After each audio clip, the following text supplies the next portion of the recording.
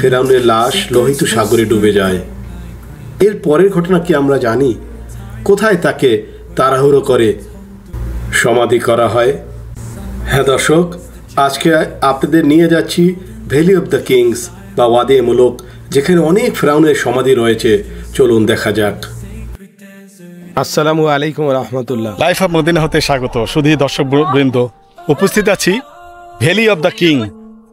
সেই 4000 বছর আগে, হাজার বছর আগে এটা ছিল কিংদের একটা রাজপথ। এখানে প্রায় 66টি টম এখন পর্যন্ত আবিষ্কৃত হয়েছে। আরও উত্তরোত্তর আবিষ্কার হচ্ছে। 20 দিন আগেও একটা নতুন টম আবিষ্কার হয়েছে।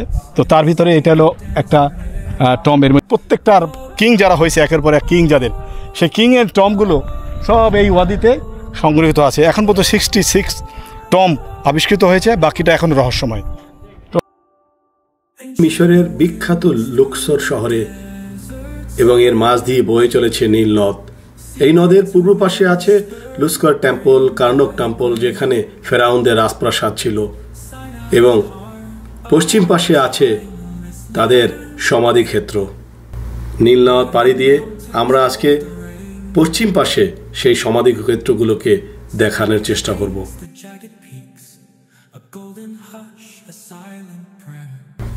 ভ্যালি অব দ্য কিংস বা রাজাদের উপত্যকা, যেটিকে আরবিতে বলা হয় ওয়াদি মুলুক। ফারাওদের সব কীর্তিমান বাদশাহ রাজা এই সমাধিতে শায়িত রয়েছে। এই কিং ভ্যালিতে ফারাওদের সমাধি নির্মাণের জন্য পাহাড় কেটে কেটে কামরা বিশিষ্ট মমি চেম্বার তৈরি করা হয়েছে। ঐতিহাসিক লুক্সর শহরের এই দিয়ার আল বাহারিতে ফারাও 74 জন রাজা ও রানীর সমাধি আবিষ্কৃত হয়েছে। ভ্যালি অব দ্য কিংসের এই অদূরেই রয়েছে ফারাও রানীদের সমাধি, ভ্যালি অব দ্য কুইন, যেখানে সমাহিত রয়েছেন রামসিস দ্য সেকেন্ডের স্ত্রী নিফারতারি, যাকে আমরা বিবি আসি আল ইসলাম নামে জানি। তিনি ছিলেন ইসলামের মহিষী একজন নারী। ইসলামের 4 জন মহান মহিলা মনীষীর মাঝে তিনি অন্যতম।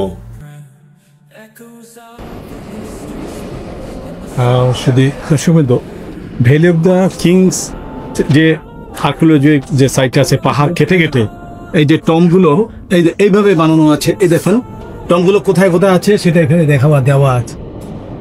এইটা হলো টমগুলো যে মাটির নিচে নিচে রাখা, তারই একটা চিত্র মডেল এখানে রাখা আছে।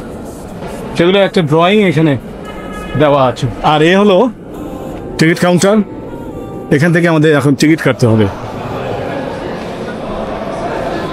টিকিটের মূল্য 750 ইজিপশিয়ান গিনি। এই টিকিটের সাথে আপনারা 3টি সমাধি দেখতে পাবেন। বাকি সমাধি দেখতে হলে এডিশনাল টিকিট কাটতে হবে। যেমন তুতেন খামুনের টমটি দেখতে হলে আপনাদেরকে 2000 গিনিতে নতুন করে টিকিট কাটতে হবে। ভ্যালি অব কিংস, এইখানে 1000 বছর পুরানো এই ওয়াদিতে অনেক কিং বা সেই যুগের যারা রাজা বাদশা ছিল তাদের ভ্যালি, সেটা আমি আপনাদের এক্সপ্লোর করছি।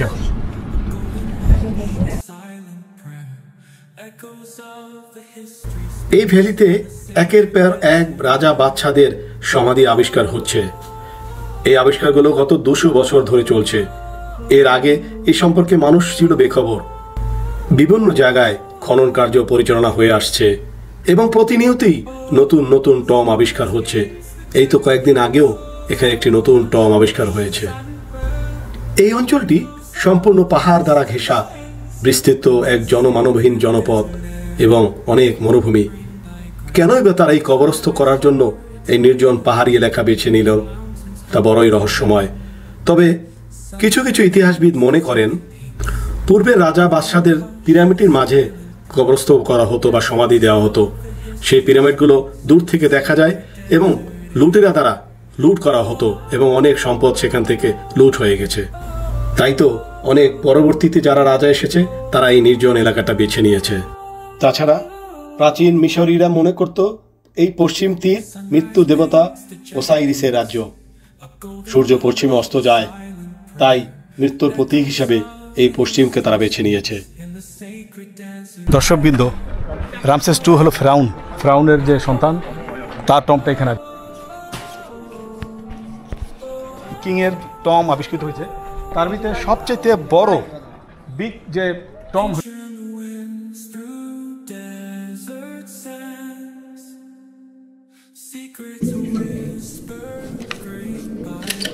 এখানে এসে পাঁচ করে ভিতরে প্রবেশ করতে হবে।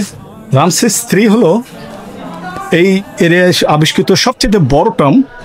রামসেস 3, এই দেখুন, এই যে তাদের দেবতা বলে বা তাদের গড, এগুলোর মতো আর বডি আছে সাথে সব এরিয়া। আর এই দেখুন এখানে তাদের পশু পাখি, যে একটা কুমির একজন লোককে ধরার চেষ্টা আছে।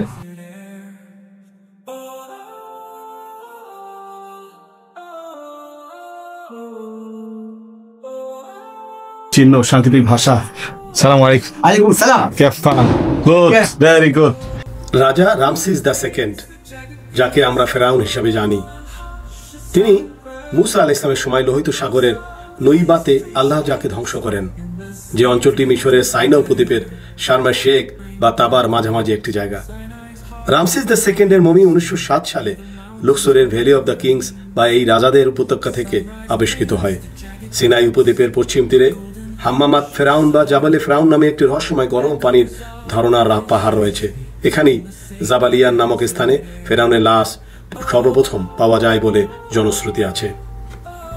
এইখানে 1896 সালে একটি ফারাও মমি সর্বপ্রথম আবিষ্কৃত হয় এবং তারপর 1906 সালে ব্রিটিশ নৃতাত্ত্বিক স্যার হ্যাক্রো ইলিয়ট স্মিথ মমিগুলো খুলে মমিকরণের কলাকৌশল সম্পর্কে জ্ঞান লাভ করেন। তিনি ল্যাবে 44টি মমি পরীক্ষা নিরীক্ষা করেন। অবশেষে 1907 সালে তিনি ফেরাউন রামসেস দ্য সেকেন্ডের মমি বা লাশ শনাক্ত করেন। এই সময় তার লাশের উপর লবণের একটি স্তর জমেছিল। এটি দেখে সবাই অবাক হয়ে যায়, কারণ মমি করতে কোনো লবণের প্রয়োজন ছিল না। অন্য কোনো মমির দেহে এরূপ পাওয়া যায়নি। এই লবণের স্তর ভূমধ্য সাগরের বা লোহিত সাগরের লবণাক্ত পানির লবণকে নির্দেশ করে। সেই পথটা দিয়ে আমরা এখন যাচ্ছি।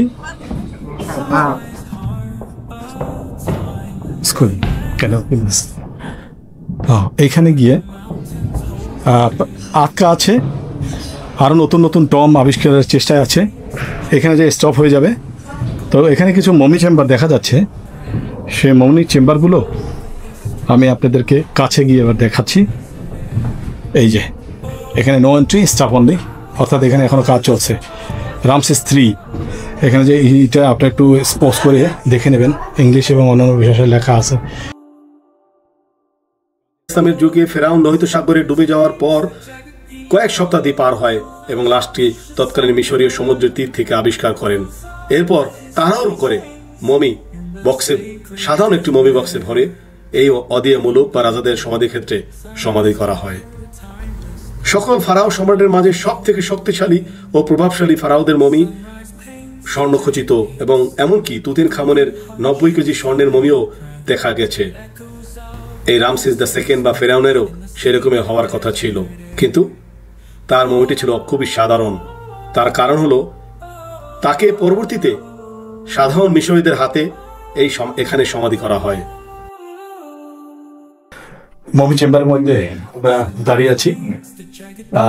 হাজার হাজার বছর আগে এগুলোকে তারা দেবতা মনে করত। কেউ নেই, পৃথিবী ধ্বংস হয়ে গেছে, তাদের কাজটা এখনো রয়ে গেছে আল্লাহ সুবহানাহু ওয়া তাআলার নির্দেশে।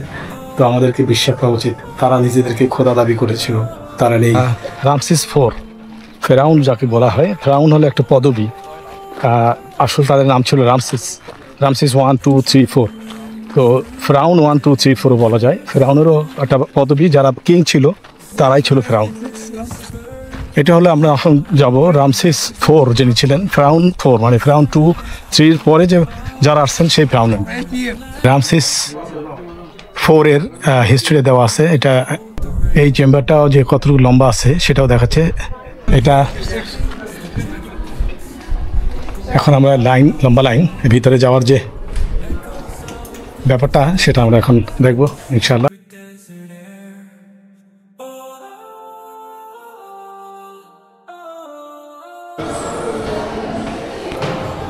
দেখুন দর্শকবৃন্দ, এটা 20 মিটারের মতো লম্বা একটা ট্যানেল, সেটা আমরা এখন দেখছি।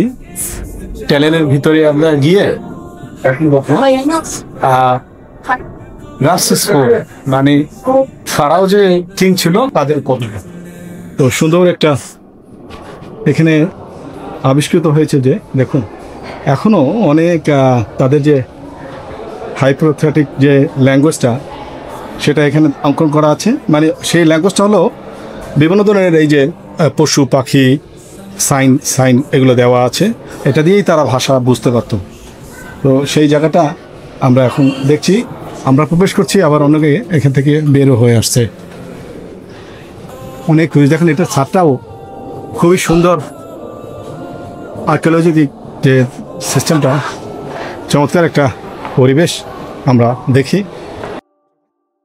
Sunrise paints the jagged peaks, a golden hush, a silent এটা চেম্বারটা প্রথম অবস্থায়, প্রথম চেম্বার। এখান থেকে আবার নিচে আমরা যাব, 30 মিটার হবে এইটা একটা আসার পরে ফার্স্ট যে অ্যাসেম্বল পয়েন্ট। আমরা দেখছি যে একটা মমি রাখার মতো সিস্টেম রাখা আছে।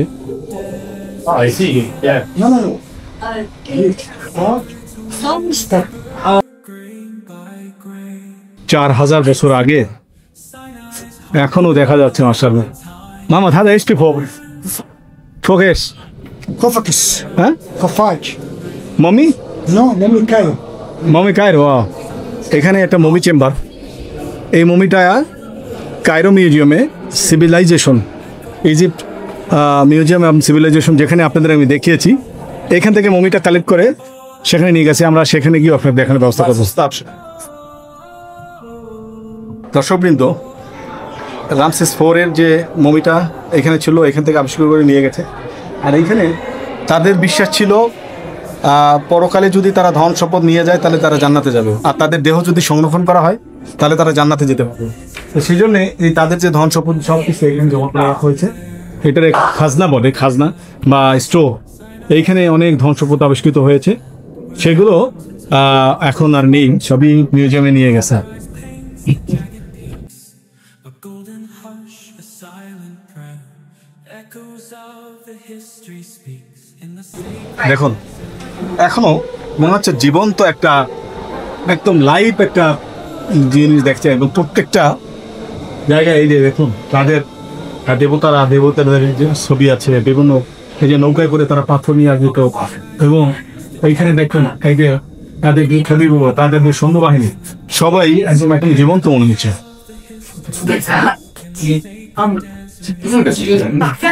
এই হলো মমি চেম্বার। এখন আর মমি নেই, মমিটা এখন ইজিপশিয়ান মিউজিয়ামে নিয়ে গেছে কায়রোতে, যেটা আপনাদের দেখিয়েছি আগে। তো এবার আমরা আবার ফিরে যাচ্ছি।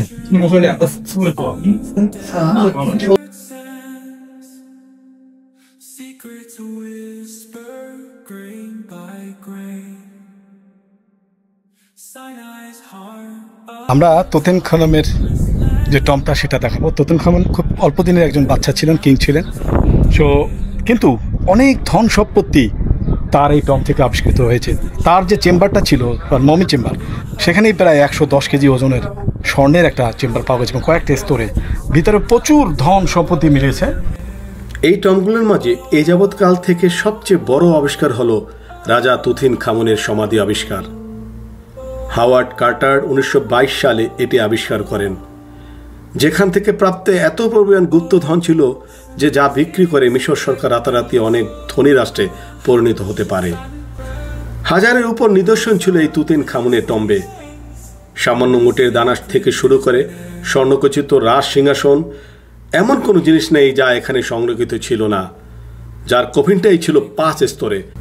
প্রত্যেকটা স্তরে ছিল স্বর্ণে রূপায় ঘেরা, প্রত্যেকটা স্তরে 90 কেজি ওজনের পিওর গোল্ডের তৈরি। যে সমস্ত নিদর্শনগুলো এখনও কায়রোর তাহরির স্কোয়ারে ফারাও মিউজিয়ামে সংরক্ষিত রয়েছে। The history speaks in the sacred desert. শুধু দর্শকবৃন্দ, এটি একটি মরুভূমি এবং শুষ্ক এরিয়া, এবং এখানে কোনো দোকানও নেই। শুধুমাত্র একটি দোকান আছে যেটা খুবই এক্সপেন্সিভ, তাই আপনারা অবশ্যই নিজের পানি নিজে বহন করে নিয়ে আসবেন। পানি খুবই গুরুত্বপূর্ণ এখানে। এখানে একটু উপরের দিকে টমটা আবিষ্কৃত হয়েছে। এটা মেমফেত 8 মিটার। 160 متر ও 106 এইটা হলো সবচেয়ে বড় এবং একটা নিমের 106 160 মিটারের মতো হবে।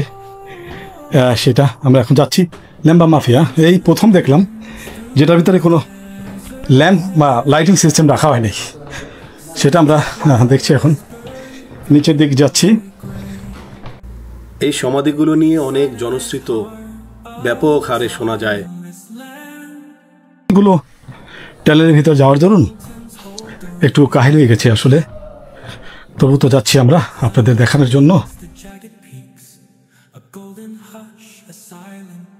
এখান থেকেও যাওয়ার ব্যবস্থা আছে, আরও কাজ হচ্ছে। এই যে লাইটিং দেওয়া আছে, কাজ একের পর এক হচ্ছে।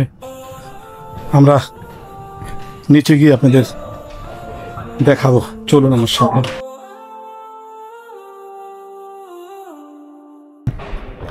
এই হলো মমি চেম্বার, এটা নিচে গ্লাস দেওয়া। এই যে মমি চেম্বার, মমিগুলো নেই, মমিগুলো এখন সবই মিউজিয়ামে, কায়রো মিউজিয়ামে রাখা আছে। সেই মমি চেম্বারটা এখন রাখা আছে। আবার নিচে যাচ্ছি আমরা,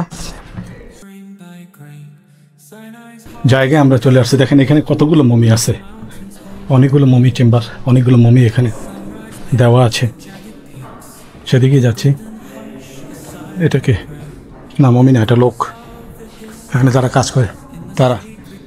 এই যে এখানে একটা মমি চেম্বার দেখুন, সবগুলো মমি চেম্বার। এটা মমি চেম্বার, মমিগুলো নেই এখন।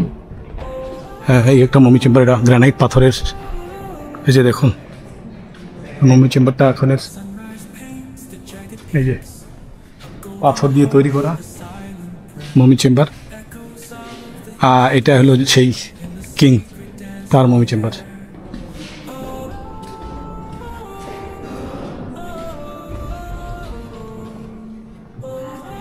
এখান থেকে ভিতরে রাখার জমি চেম্বারটা আমরা এখন দেখছি। এই এখানে ভিতরে আরও একটা ওয়ান্ডার আজকে লক করা আছে, কি এটা আমরা জানি না, কিন্তু অন্ধকার, একদম ঘুটঘুটে অন্ধকার, কিছুই দেখা যায় না। এখানকার সব রাজা বাদশারা নিজেদেরকে দেবতা মনে করতেন, কিন্তু শেষ পর্যন্ত তারাও মৃত্যুর কাছে অসহায় ছিলেন। আল্লাহ সুবহানাহু ওয়া তাআলা বলেন, প্রত্যেক প্রাণীকে মৃত্যুর স্বাদ গ্রহণ করতে হবে। এই উপত্যকা থেকে আমরা এই মহৎ শিক্ষা পাই যে দুনিয়ার জীবন পরীক্ষার ক্ষেত্র, আর আখিরাতই আমাদের আসল ঠিকানা।